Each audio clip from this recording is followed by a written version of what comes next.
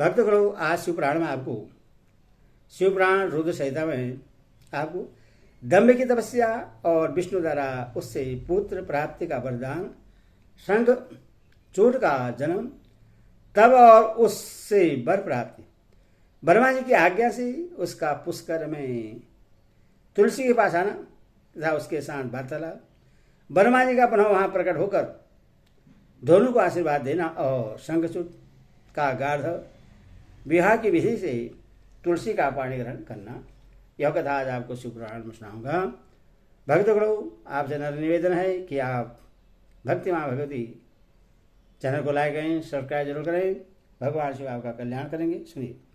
तदनंतर जलंधर की उत्पत्ति से लेकर उसके वध तक का प्रसंग सुनाकर संदर्भ कुमार जी ने कहा, मुने अब शंभु का दूसरा चरित्र प्रेम पूर्वक श्रवण करो। उसके सुनने मात्र से शिव भक्ति सुदृढ़ हो जाती है। ब्यास जी, शंखचूट नामक एक महावीर दानव था जो देवों के लिए कंटक स्वरूप था। उससे शिवजी ने रण के मुहाने पर त्रिशूल से मार डाला था। शिवजी का वह दिव्य चरित्र परम पावन तथा पापनाशक है। तुम पर अधिक स्नेह होने के कारण मैं उसका वर्णन करता हूं। तुम प्रेम पूर्वक उसे स्मरण करो।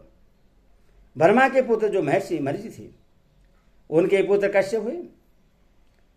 ये मननशील, धर्मनिष्ठ, श्रेष्ठकर्ता, विद्या संपन्न तथा प्रजापति थे।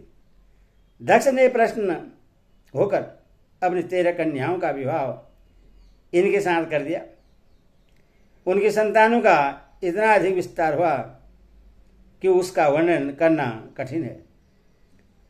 उन कश्यप पत्नियों में एक का नाम दनु था। वह श्रेष्ठ सुंदरी तथा महारूपवती थी। उस साध्वी का सौभाग्य बड़ा हुआ था। मने उस दनु के बहुत से महाबली पुत्र उत्पन्न हुए। विस्तार वैसे उनका नाम नहीं गिनाए जा रहे हैं। उनमें एक का नाम विप्रचित था जो महान बल पराक्रम से संपन्न था। उसका पुत्र दंभ हुआ जो जितेंद्रिय, धार्मिक तथा विष्णु भक्त था। जब उसके कोई पुत्र नहीं हुआ तब उस वीर को चिंता व्याप्त हो गई। उसने शुक्राचार्य गुरु बनाकर उनसे श्री कृष्ण मंत्र प्राप्त किया और पुष्कर में जाकर घोर तप करना आरंभ किया। वहां सुदृढ़ आसन लगाकर कृष्ण मंत्र का जप करते हुए उसके 1,00,000 वर्ष बीत गए। तब उस तपस्वी के मस्तक से एक ज्वालिमान तेज निकलकर सर्वस्व व्याप्त हो गया। वह तेज इतना दुस्सह था कि उसे संपूर्ण देवता, मुनि तथा मनु संतप्त उठे। तब वे इंद्र को अगुआ बनाकर ब्रह्मा के शरणापन्न हुए। वहां उन्हें संपूर्ण संपत्तियों की दाता विधाता को प्रणाम करके उनकी स्तुति की और फिर विशेष रूप से व्याकुल होकर अपना सारा वृत्तांत उनसे कह सुनाया। उनकी बात सुनकर ब्रह्मा भी उन्हें साथ लेकर वह सारा वृत्तांत विष्णु को सुनाने के लिए वैकुंठ को चले। वहां पहुंचकर सब लोगों ने त्रिलोकी के अधीश्वर तथा रक्षक परमात्मा विष्णु को विनीत भाव से प्रणाम किया और फिर हाथ जोड़कर उनकी स्तुति करने लगे। देवता बोले, देव देव, हमें पता नहीं कि यहाँ कौन सा कारण उत्पन्न हो गया है। हम किसके तेज से संतप्त उठे हैं, यह आप ही बतलाइए। दीनबंधु, अपने दुखी सेवकों के रक्षक तो आप ही हैं। अतः शरणदाता रमानाथ, हम शरणागतों की रक्षा कीजिए। सनत कुमार जी कहते हैं, मुनि ब्रह्मा आदि देवताओं के वचन को सुनकर शरणागत वत्सल भगवान विष्णु मुस्कुराए और प्रेम पूर्वक बोले। विष्णु ने कहा, अमरो, शांत रहो, घबराओ मत, भयभीत न हो। कोई उलट पलट नहीं होगा क्योंकि अभी प्रलय का समय नहीं आया है। यह तेज तो दंभ नामक दानव का है जो मेरा भक्त है और पुत्र की कामना से तप कर रहा है। मैं उसे वरदान देकर शांत कर दूंगा। सनत कुमार जी कहते हैं, मुनि भगवान विष्णु के यो कहने पर ब्रह्मा आदि देवताओं की व्यग्रता जाती रही। वे सभी धैर्य धारण करके अपने अपने धाम को लौट गए।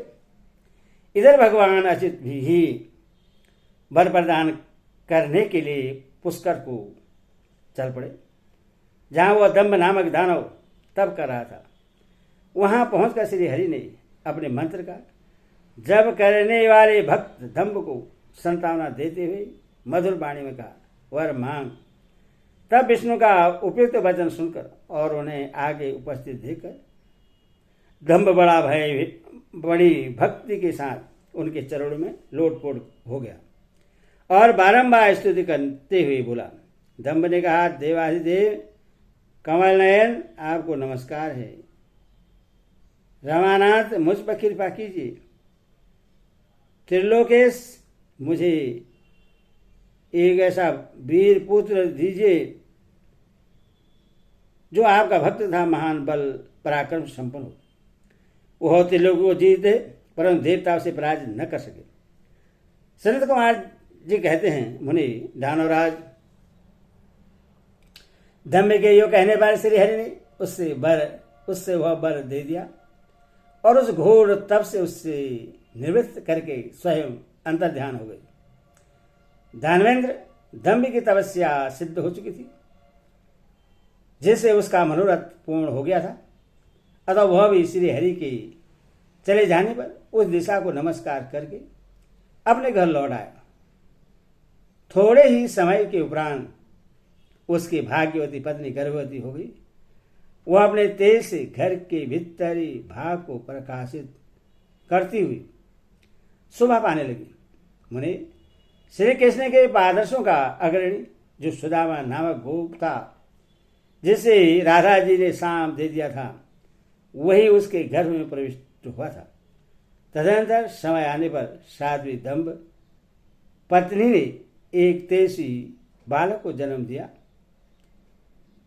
तब पिता ने बहुत से मुनीश्वरों को बुलाकर उसका विधिपूर्वक जात कर्म आदि संस्कार संपन्न किया। धीरेधीरे उस पुत्र के उत्पन्न होने पर बहुत बड़ा उत्सव मनाया गया। फिर शुभ दिन आने पर पिता ने उस बालक का शंखचूड़ ऐसा नामकरण किया। वह अपने पिता के घर में शुक्ल पक्ष के चंद्रमा की भांति बढ़ने लगा। वह अत्यंत तेज था, अथवा उसने बचपन में ही सारी विद्याएं सीख ली। वह नित्य बाल गिरा करके अपने माता पिता का हर्ष बढ़ाने लगा और अपने समस्त कुटुंबियों का तो वह विशेष रूप से प्रेम भाजन हो गया। तदनंतर जब शंखचूड़ बड़ा था, तब वह जेगिसबाई मुनि के उपदेश से पुष्कर में जाकर ब्रह्मा जी को प्रश्न करने के लिए भक्तिपूर्वक तपस्या करने लगा। उस समय वह एकाग्र मन हो अपनी इंद्रियों को काबू में करके गुरुपदिष्ट ब्रह्म विद्या का जप करता रहा। यो पुष्कर में तपस्या करते हुए दानवराज शंखचूड़ को वर देने के लिए लोग गुरु एवं ऐश्वर्यशाली ब्रह्मा शीघ्र ही वहां पधारे और उस दावेंद्र से बोले, ब्रह्मा जी को देखकर उसने अत्यंत नम्रता से उन्हें अभिवादन किया और फिर उत्तम वाणी से उनकी स्तुति की। तत्पश्चात उसने ब्रह्मा से वर मांगते हुए कहा, भगवान, मैं देवताओं के लिए अजय हो जाऊं। तब ब्रह्मा जी परम प्रसन्न होकर बोले, तथास्तु, ऐसा ही होगा। फिर उन्होंने शंखचूड़ को वह दिव्य श्री कृष्ण कवच प्रदान किया, जो जगत के संपूर्ण मंगलों का भी मंगल और सर्वस्व विजयी प्रदान करने वाला है। तदनंतर ब्रह्मा जी ने उससे आज्ञा दी कि तुम बद्रीवन को जाओ। वहीं धर्मध्वज की कन्या तुलसी सकाम भाव से तपस्या कर रही है, तुम उसके साथ भी विवाह कर लो। यो कहकर ब्रह्मा जी उसी क्षण उसके सामने ही तुरंत अंतर्ध्यान हो गए।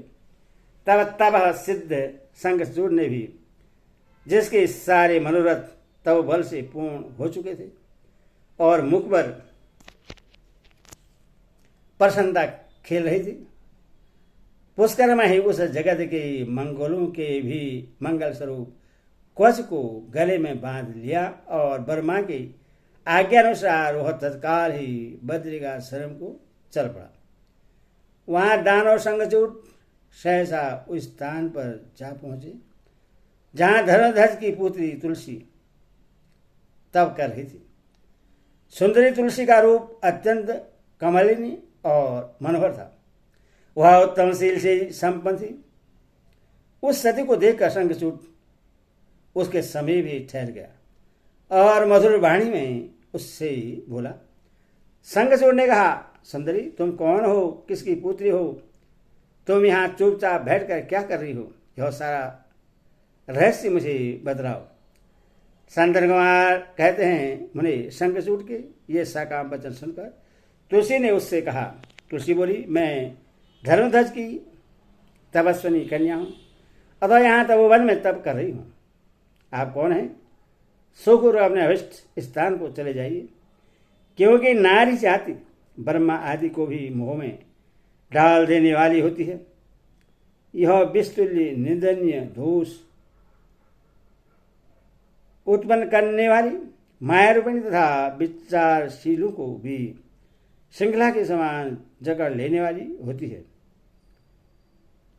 संदर कुमार जी कहते हैं, महर्षि तुलसी जब इस प्रकार रस भरी बातें कहकर चुप हो गई, तब उससे मुस्कुराती देखकर शंखचूड ने भी कहना आरंभ किया।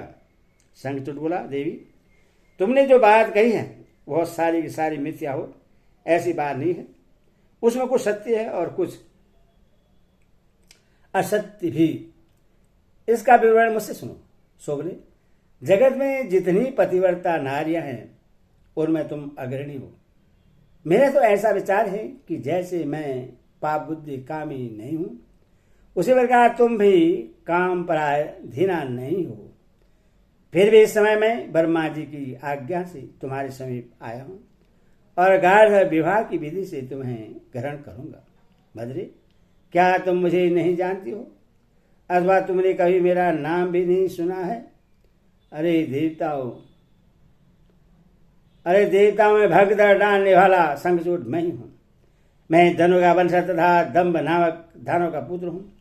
पूर्व काल में मैं श्री हरि का पार्षद था। मेरा नाम सुदामा गोप था। इस समय मैं राधिका जी के साम से दानवराज शंखचूड होकर उत्पन्न हुआ हूं। ये सारी बातें मुझे ज्ञात हैं, क्योंकि श्री कृष्ण के प्रभाव से मुझे अपने पूर्व जन्म का स्मरण बना हुआ है। संदर कुमार जी कहते, मुनि तुलसी के समक्ष यो कहकर शंखचूड चुप हो गया। तब दानवराज ने आदरपूर्वक तुलसी से ऐसा सत्य वचन कहा। तब वह परम प्रश्न हो और मुस्कुराकर कहने लगी। तुलसी बोली, भद्र पुरुष, आज आपने अपने सात्विक विचार से मुझे पराजित कर दिया है। जो पुरुष स्त्री द्वारा परास्त न हो सके वह संसार में धन्यवाद का पात्र है, क्योंकि जिसे स्त्री जीत लेती है वह पुरुष सदाचारी होते हुए सदा अपावन बना रहता है। देवता, पितर और समस्त मानव उसकी निंदा करते हैं। जनना शौच तथा मरना शौच में ब्राह्मण 10 दिनों में, क्षेत्रीय 12 दिनों में, वैश्य 15 दिनों में, शूद्र 15 दिनों में शुद्ध हो जाता है तथा शूद्र की शुद्धि 1 मास में हो जाती है। ऐसा वेद का अनुशासन है। परंतु स्त्री से पराजित हुए पुरुष की शुद्धि चितादाह के अतिरिक्त अन्य किसी प्रकार से संभव ही नहीं है।